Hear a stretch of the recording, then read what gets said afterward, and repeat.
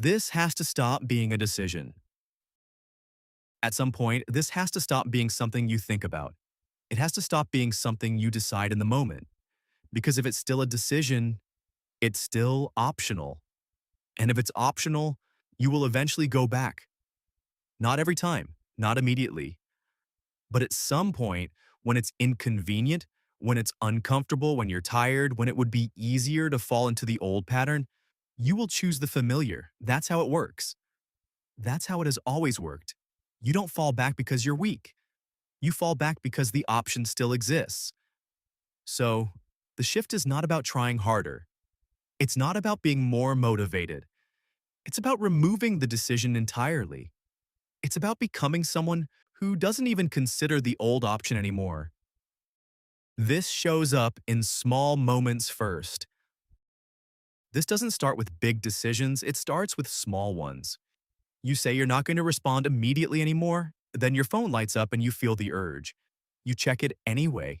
You say you're going to follow through on something you committed to, then you feel resistance. You delay it. You say you're going to stop explaining yourself, then someone questions you and you start explaining again. These are not big moments, but they reveal everything. Because in each one, there is a version of you that knows what to do and a version of you that defaults to what's familiar. And the version that wins is the one that still exists as an option. You are still operating like this is temporary. Most people treat change like a temporary phase, something they are trying, something they are testing, something they are experimenting with. And that framing keeps it unstable. Because if it is something you are trying, it is also something you can stop trying. If it is something you are working on, it is something you can pause. And that language creates space for regression. It creates room for exceptions. It keeps the old version of you alive as a backup option. And as long as that option exists, it will show up when things get difficult. If it can come back, it never left. This is the part most people don't want to admit. If the behavior can come back under pressure, it never actually left. It was just suppressed. It was just overridden. It was just delayed. But it was still there, still accessible, still part of your operating system. That's why people say they were doing well and then suddenly they slipped. It wasn't sudden. It was available. And availability is what keeps patterns alive. You are still negotiating with your old self. Every time you hesitate, every time you question yourself, every time you think about whether you should follow through or not, you are negotiating. You are going back and forth with a version of yourself that you haven't fully let go of. And that negotiation is what creates inconsistency. Because it means there are still multiple outcomes possible. It means there is still a version of the situation where you go back.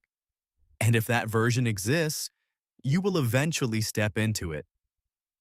Real change is not resistance, it is removal. Most people think change is about resisting the old behavior. But resistance keeps the behavior active, it keeps it in the conversation. It keeps it as something you're fighting against. Real change is removal. It is when the behavior is no longer part of your identity. It is when you don't resist it because you don't relate to it anymore. It is when it doesn't even feel like an option. That is when it becomes stable. You still have an exit. Right now, you still have an exit, a way out, a fallback, a version of the situation where you don't follow through, where you soften, where you delay, where you go back to what is comfortable. And as long as that exit exists, you will use it. Not every time, but enough to keep the pattern alive. Because under pressure, the system looks for the easiest available path. And if the exit is there, it becomes the default. This is why consistency feels unstable. Consistency feels unstable because your identity is unstable. You are operating between two versions of yourself. The version you say you are and the version you revert to when things get difficult. And that split creates inconsistency. Because sometimes you act from one, sometimes from the other. But the one that repeats under pressure is the real one. That is the one your system trusts. This is the point where it changes. You have already experienced the cycle. You decide something, you follow through for a while. Then something small happens, something uncomfortable, something inconvenient, and you go back. Not because you don't understand, because you can. Because the option is still there. And this is the point where it changes. Not by trying harder, not by staying motivated, but by removing the option entirely. This is where you stop deciding and start operating. Identity is not what you say. It is what you repeat. You can say anything about yourself. You can define your values. You can describe your standards. But your identity is not built on what you say. It is built on what you repeat. What you consistently do becomes how you see yourself. And how you see yourself shapes your future behavior. That is the loop. So, if you want to change your identity, you have to change what you repeat. There is no part-time version of this. You cannot operate at a high level sometimes and expect stability. You cannot have standards sometimes and expect consistency. You cannot enforce boundaries sometimes and expect respect. There is no part-time version of this, because inconsistency creates doubt. It creates uncertainty in your own behavior. And once that doubt exists, your system starts looking for easier options again. You have to remove the possibility of negotiation. The internal conversation is the problem. The back and forth, the hesitation, the maybe later or just this once or it's not that serious. That negotiation is what keeps the old behavior alive because it creates a path back to it. So the shift is not about winning the argument. It is about removing the argument entirely. There is no discussion. There is no alternative. There is just how you operate. Finality creates freedom. This is where it flips. When something becomes final, you stop thinking about it. You stop debating it. You stop wasting energy on it. And that creates freedom. Because now your behavior is automatic. It is consistent. It does not depend on how you feel. And that removes a massive amount of friction from your life. This is why most people never get here. Most people stay in the middle. They improve, they adjust, they get better, but they never remove the option. They never reach finality. And because of that, they remain unstable.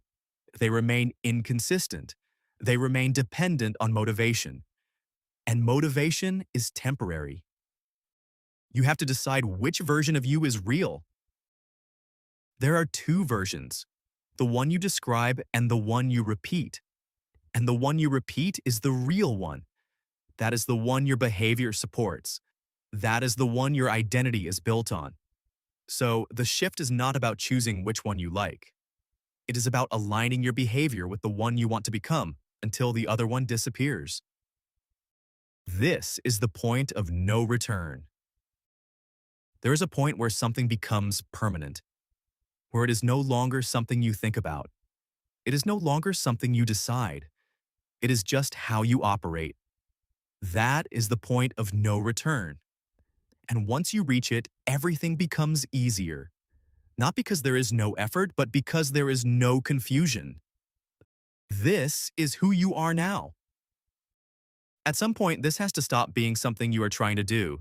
It has to become who you are because if it is still optional, it is still unstable. And if it is still unstable, it will break. So the shift is simple. Not easy, but simple. You remove the option, you remove the negotiation, you remove the fallback. And once that happens, there is nothing left to decide. This is who you are now. And there is no going back. Thank you for watching. This is MindStickz.